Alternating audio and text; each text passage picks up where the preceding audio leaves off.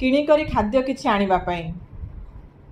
କିନ୍ତୁ ସେ ଅତିଥି ଜଣକ ସେ କ'ଣ ବଜାରରେ କିଣି ଖାଇପାରି ନଥାନ୍ତେ? ଶାସ୍ତ୍ରରେ ଅଛି ନା, ଅତିଥି ସତ୍କାର ଗୃହସ୍ଥର ପରମ ଧର୍ମ।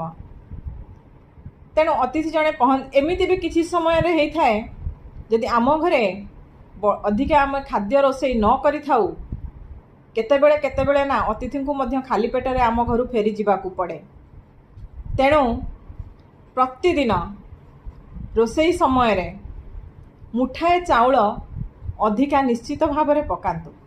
ଗୋଟେ ଖାଇବା, ଜଣଙ୍କର ଖାଇବା, ଡାଲି ହେଉ ତରକାରୀ ହେଉ ସବୁ କିଛି ହେଉ, ଯଦି ଆମ ଘରକୁ ଅତିଥି ନ ଆସିଲେ ସେ ଖାଦ୍ୟକୁ ଆମେ ଗୋମାତାଙ୍କୁ ମଧ୍ୟ ସମର୍ପଣ କରିପାରିବା। ଏଇଟା ଆମ ପ୍ରତିଦିନର ଜୀବନରେ ଲେଖା ହେଇଯାଉ, ମନେ ରହିଯାଉ ଯେ ପ୍ରତିଦିନ ମୁଁ ଗୋଟେ ଖାଇବା ନିଶ୍ଚିତ ଭାବରେ ଅଧିକ ପ୍ରସ୍ତୁତ କରିବି। ମୋ ଘରକୁ ବନ୍ଧୁଟିଏ ଆସିଲେ ମନ ଖୁସିରେ ମୋର ଆତିଥ୍ୟ ସେ ସ୍ୱୀକାର କରିବେ, ଭଗବାନ ମଧ୍ୟ ନିଶ୍ଚିତ ଭାବରେ ଖୁସି ହେବେ।